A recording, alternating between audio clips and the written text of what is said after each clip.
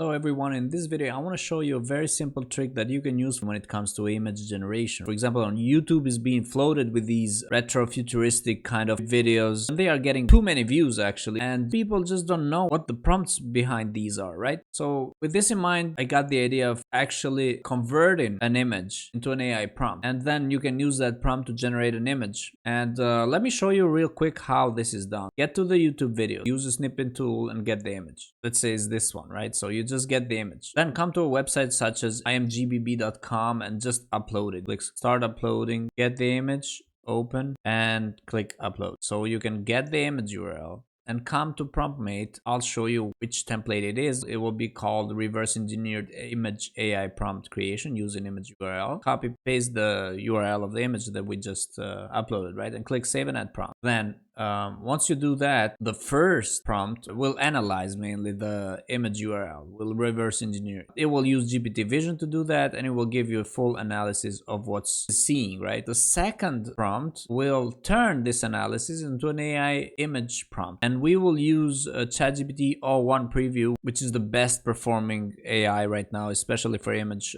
prompt creation. And then we will use two systems. We will use Flux Ultra that we just added, that you can choose from the 4 models available under AI systems. This is for YouTube. I would suggest you to use this resolution right here, and PNG as a format, and simply just add the prompt result, which is this one, right? Because the prompt 2 is the one that generated the AI prompt, and all you have to do is click save and test. And with Flux, this is what we were able to get as a result, which is pretty close actually to what we were able to see here on YouTube, right? It's doing an incredible job. Because we like A/B testing when it comes to creating stuff, we always A/B test different AI systems. In this case, we're also using Stability AI, Stable Diffusion 3 model, and this is what we were able to achieve. So the third step is to turn these images into actually dynamic videos. For that, you will use Runway Gen 3 Alpha. Runway is actually an incredible tool when it comes to actually creating these sorts of videos, right? The first step is to actually save these images and then